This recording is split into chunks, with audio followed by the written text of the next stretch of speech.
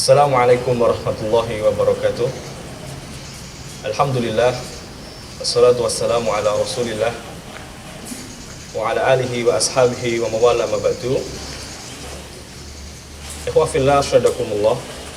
Alhamdulillah, bertemu lagi di bulan Ramadan ini. Kita masih dalam keadaan sehat walafiat.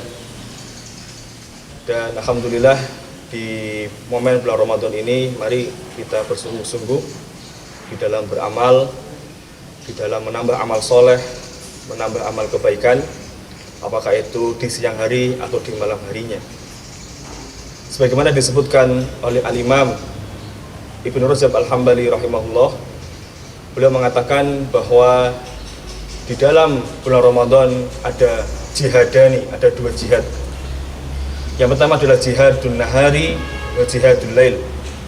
Yang pertama adalah jihad di waktu siang hari, yaitu bagaimana kita berjuang untuk menahan hawa nafsu, untuk menahan tutur kata kita, jangan sampai pahala Ramadan kita hilang dikarenakan omongan yang tidak pantas keluar dari mulut kita.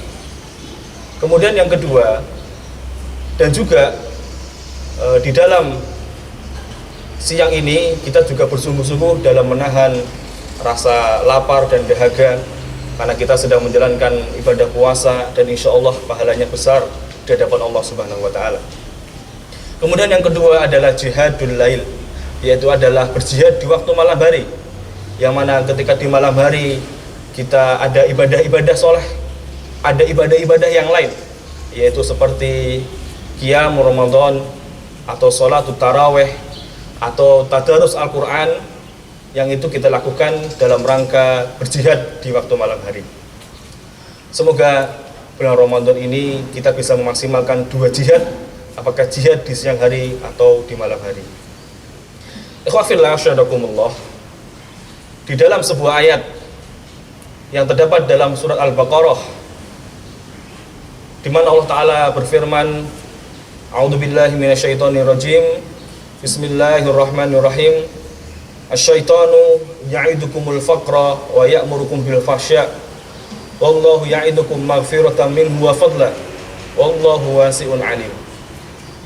Yang artinya adalah setan itu menjanjikan kepada kalian kefakiran, wa ya'murukum bil fahsya, dan setan memerintahkan kepada kalian al-fahsya. Wallahu ya'idukum maghfiratan minhu wa fadla, sedangkan Allah menjanjikan kepada kalian ampunan dan karunia-Nya. Wallahu wasi'un alim, Allah Maha luas dan lagi Maha mengetahui. Ikhwatiddin, asyhadukumullah. Al-Imam Hasan Al-Basri rahimahullah, seorang ulama dari kalangan tabi'in, beliau mengatakan bahwa ada 90 tempat di dalam Al-Qur'anul Karim Allah Subhanahu wa Ta'ala menjanjikan menanggung rizki semua hamba-hambanya, semua makhluknya. Wa ma min dabbatin fil ardi illa 'alallahi rizquha. Tidaklah binatang melata yang ada di muka bumi ini kecuali sudah Allah takdirkan rizkinya oleh Allah Subhanahu wa Ta'ala. Tetapi hanya ada satu di dalam Al-Qur'anul Karim yang mana setan menjanjikan, setan mengancam, menakut-nakuti kita tentang kefakiran, yaitu di dalam surat Al-Baqarah ini. Yang mana anehnya ketika Allah Subhanahu wa Ta'ala di 90 tempat mengatakan Allah akan menjamin semua makhluknya, rizkinya, ya, semua akan ditanggung oleh Allah Subhanahu wa Ta'ala, tetapi manusia lebih percaya kepada janji atau ancaman dari setan itu. Dan itu bisa diindikasikan dengan beberapa keadaan. Yang pertama adalah ketika seseorang lebih percaya dengan ancaman setan daripada janji Allah Subhanahu wa Ta'ala, maka dia akan disibukkan kesehariannya, disibukkan aktivitasnya untuk mencari dunia.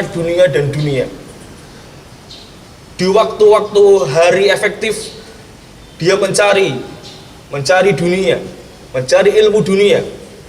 Dan ketika di waktu sedang akhir pekan waktu yang harusnya dia gunakan untuk mencari ilmu, tapi dia gunakan untuk berrekreasi, untuk bertamasya dengan keluarganya.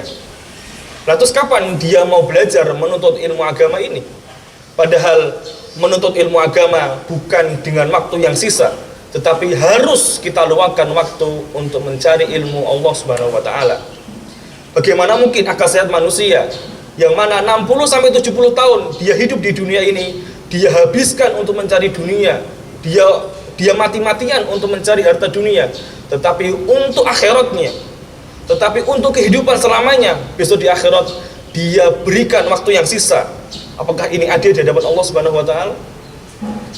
Maka harusnya kita sebagai seorang beriman harus kita luangkan waktu untuk belajar ilmu agama, untuk memperdalam ilmu agama.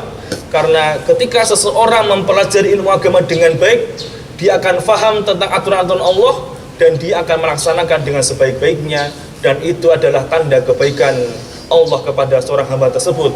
Sebagaimana hadis Rasulullah SAW mengatakan, "May yuridillahu bi khairan yufaqihu fiddin." Siapa saja yang Allah inginkan kebaikan untuknya, maka Allah akan pahamkan dia dalam masalah agamanya. Dan ikhwafillah syadakumullah, seharusnya ketika seorang lebih percaya kepada janji Allah, harusnya dia banyak meluangkan waktunya untuk beribadah kepada Allah Subhanahu wa taala. Jangan sampai Allah diberikan dengan waktu yang sisa, Allah diberikan waktu-waktu sisa kita, jangan. Harusnya kita berikan quality time untuk Allah Subhanahu wa taala. Sebagaimana kata Allah di dalam hadis qudsi, sebagaimana disebutkan oleh Al-Imam Tirmidzi di dalam kitab sunannya, yaqulu tabaraka wa ta'ala, Allah Ta'ala berfirman, "Ya ibadi wa ya hambaku, tafarraq li ibadi," mendekatlah untuk beribadah kepadaku. "Amla alaika sadraka ghinan," niscaya aku akan memenuhi dadamu dengan kekayaan hati. "Wa sudda faqrak," dan aku akan menutupi kefakiranmu. Wa illa taf'al, kalau kamu tidak seperti itu, kalau kamu tidak mendekatkan beribadah kepadaku, maka kata Allah Subhanahu wa taala di dalam hadis qudsi ini, "Malatu 'alaika sughlan," maka aku akan penuhi engkau dengan berbagai kesibukan. "Walam asudda faqrak," dan aku tidak akan menutupi kefakiranmu. Dia sibuk mencari dunia. Itu yang pertama. Fafillah syadakumullah. Yang kedua adalah orang yang termakan janji setan adalah, yaitu orang yang tidak selektif dalam mencari rezekinya Allah Subhanahu wa taala. Dia tidak bisa membedakan. Dia membabi buta dalam mencari rezekinya Allah Subhanahu wa taala. Dia tidak peduli apakah ini yang dia tempuh adalah jalannya haram atau jalan yang halal, dia tidak peduli. Pokoknya dia bisa mendapatkan uang. Bahkan dia mempunyai slogan yang sudah familiar di telinga kita, yaitu mencari yang haram aja susah, apalagi mencari yang halal. Seharusnya manusia harus paham bahwasanya ketika seseorang hamba, ketika seseorang manusia, ketika dia melakukan kemaksiatan, justru itu akan menghalangi rezekinya Allah Subhanahu wa taala, sebagaimana hadis yang disampaikan oleh Al-Imam Ibnu Majah, Imam Ahmad dan Imam Hakim, bahwasanya Rasulullah SAW mengatakan, "Wa innar rajula la yahrumu bidzanbihi wa innar rajula la yahrumu rizqa bidzanbi yusibuh." Sesungguhnya seseorang akan terhalangi rezekinya disebabkan karena dosa yang telah dia lakukan. Kalau toh dia mempunyai harta yang begitu banyak, kalau toh dia mempunyai harta yang begitu melimpah, maka yang hilang adalah keberkahannya. Dia tidak puas dengan apa yang dia miliki. Dia tidak puas dengan apa yang telah dia capai. Dia selalu menggebu untuk mencari dunia karena hilangnya keberkahan dari Allah Subhanahu wa taala. Kemudian yang ketiga, ketika seseorang lebih percaya dengan janjinya setan daripada janjinya Allah Subhanahu wa taala, dia akan bakhil terhadap apa yang dia miliki, yang telah dia capai dengan keringatnya sendiri, ya. Dia sudah berusaha payah, maka dia merasa eman-eman untuk mengeluarkan di jalan Allah Subhanahu wa taala. Maka Al-Imam Muqatil dan Imam Al-Qulaibi, seorang ulama tafsir dari kalangan tabi'in, mengatakan semua kata al-fahsya di dalam Al-Qur'an bermakna zina kecuali ayat ini, dan ini bermakna bakhil. Asyaitanu ya'idukumul faqra, setan menjanjikan kepada kalian kefakiran, wa ya'murukum bil fahsya, dan setan menjanjikan kepada kalian dan menyuruh kepada kalian untuk berbuat bakhil. Maka ikhwafillah syadakumullah, seharusnya ketika seseorang mengeluarkan harta, justru harta itulah yang akan menjadi tabungan kita di akhirat. Justru itulah yang menjadi harta kita yang sebenar-benarnya. Karena harta yang kita nikmati, harta yang kita gunakan di dunia ini, itu yang akan menjadi warisan atau menjadi kotoran. Maka jangan sampai ikhwafillah syadakumullah kita termakan janjinya setan. Harusnya kita lebih percaya janji Allah Subhanahu wa taala, karena Allah Maha benar, Allah tidak pernah berdusta, dan setan adalah musuh kita dan dia adalah pendusta. Ikhwafillah syadakumullah, mungkin itu yang bisa saya sampaikan.